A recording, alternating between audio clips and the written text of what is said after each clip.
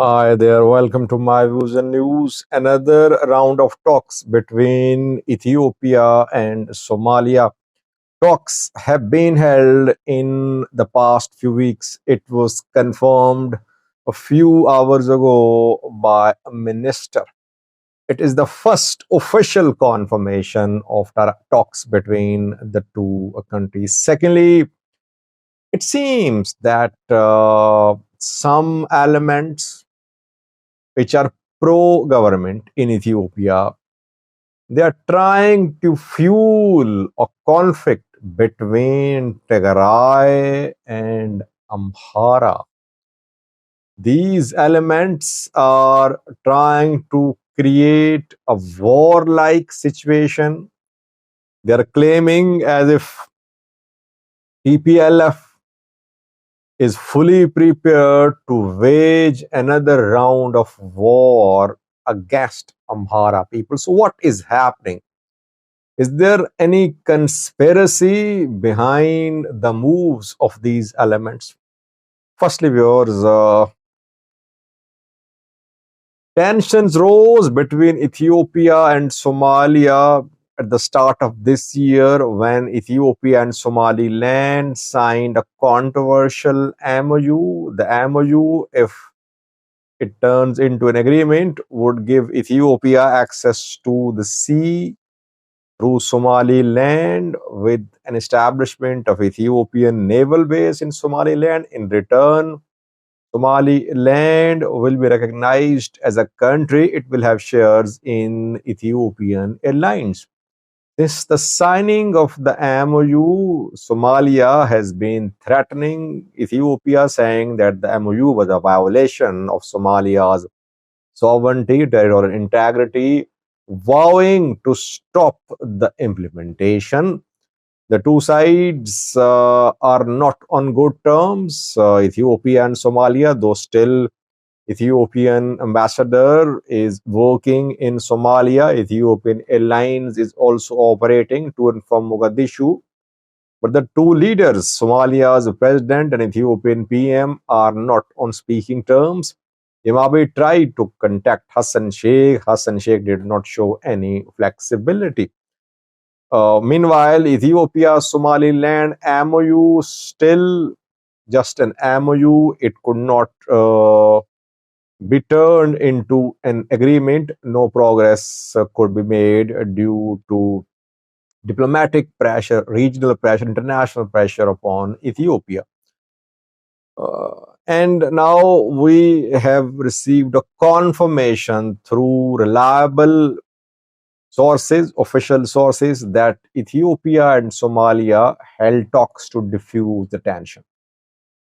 Djibouti's foreign minister last night confirmed talks between Ethiopia and Somalia. If you remember, in a video on that, I told you that representatives of the two sides had met.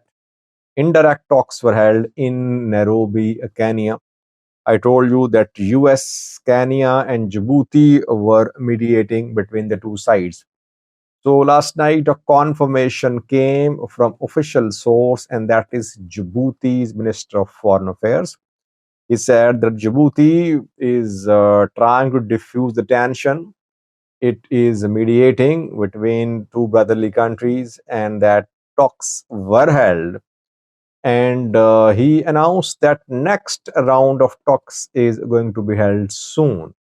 It means that talks did not collapse fully, or talks collapsed, but after that, uh, contacts continued. That is why the two sides have agreed to restart negotiations reportedly. Where will negotiations be held? In Kenya or in Djibouti? That remains to be seen. Djibouti is a key player in this conflict, a small country, but since it shares border with Somaliland and it shares border with that part of Somaliland, which is very strategic, through which Ethiopia wants to pass through with access to sea, and since Ethiopia is Djibouti's main customer, if all Ethiopian business is diverted from Djibouti port to Berbera port, it would be a huge economic blow to Djibouti's economy. That is why Djibouti is very active. So far, Djibouti has managed to uh, show itself as a balanced mediator. It is not taking sides, though it criticized Musi Babdi's government, if you remember. A few days ago, Ismail Omar, Djibouti's president, criticized the MOU between Ethiopia and Somaliland, criticized Musi Babdi's government because a day before the signing of the MOU, Musi Abdi of Somaliland, Hassan Sheikh of Somalia met in Djibouti. Djibouti was mediating between Somaliland and Somalia. The two leaders met there. They agreed to continue their engagements. They agreed to implement earlier decisions of their engagements. And a day after this meeting, Musibi Abdi went to Ethiopia and he signed the MOU. So Somaliland talks collapsed, mediated by Djibouti, talks collapsed.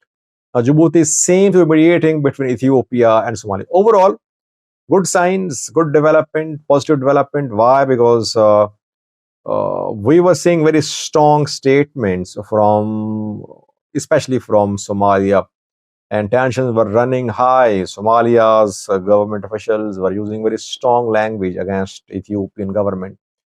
International community was advising Hassan Sheikh to take a reconciliatory tone and to be restrained in his use of language in his opposition to the MOU while backing Hassan Sheikh government. So it means that some efforts have been made, some progress has been made. That is why Somalia is relatively quiet. No strong statements against Ethiopia in recent days. And it's partly due to the fact that Ethiopia has not made any progress towards implementation of the MOU. And Djibouti Minister of Foreign Affairs confirmed yesterday that so far MOU is just MOU. It has not turned into an agreement. So we could see another round of talks between Ethiopia and Somalia in coming days. Secondly, viewers, both TPLF and groups in the Amhara region, especially Fano groups, especially Amhara regional government, will have to be very careful. It seems that government-backed pro-government elements have been activated by the government to show as if Tigray is going to attack Amhara, as if TPLF has made all the preparations to wage fourth round of a war. Last night, Nama issued a statement, National Movement of Amhara's opposition party. It ran as an opposition party in 2021 election, but basically it's part of the government. Maula, head of Nama, is Minister of Technology. Though top leaders of Nama have been arrested, one was released, Asalin Chani, but Christian Tadale is still in prison. Nama is hand in glove with Ethiopian PM Abiy and Prosperity Party.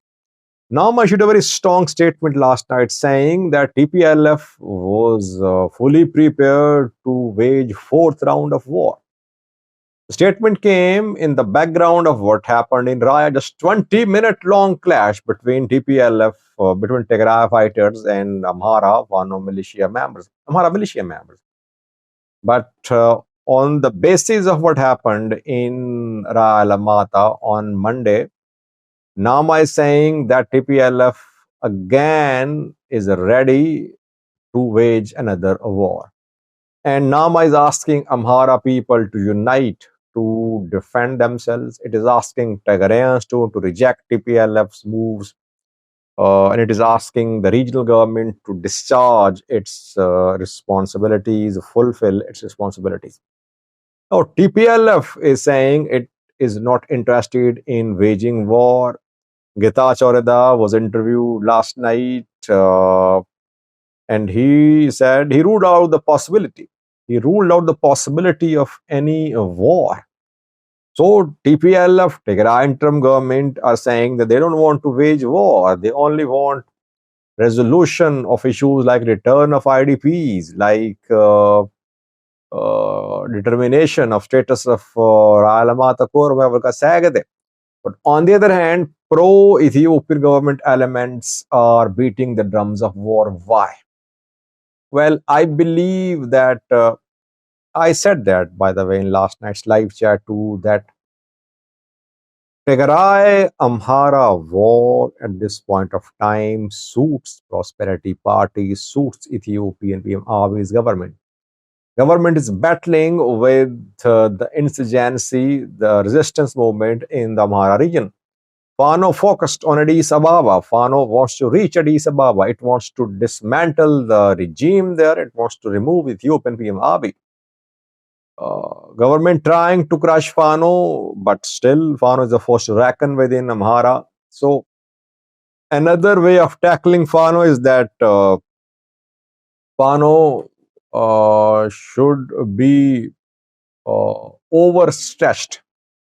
That if somehow Tigray attacks Volkayt or Raya, Fano will be split.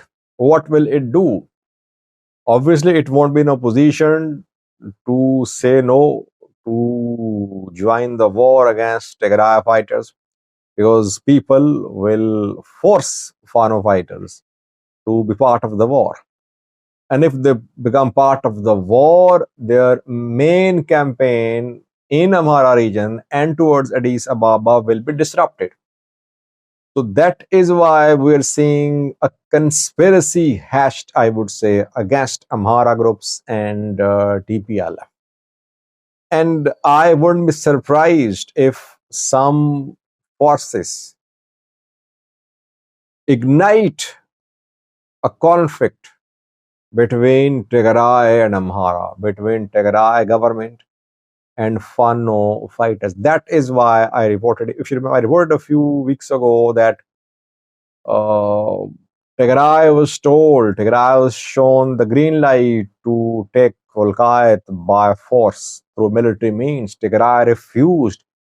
Tigray said it did not want to start military action to reclaim, to retake Mera Volkayt, Segde Koram Melamata. Tigray was shown the green light because the elements in federal government wanted Tigray to take on Amhara Fano fighters. Now, same seems to be happening in Ra Alamata too. Let's see what happens. Coming days are very crucial. I think both sides of groups in the Amhara region and Tigray will have to be very careful. Thank you for watching.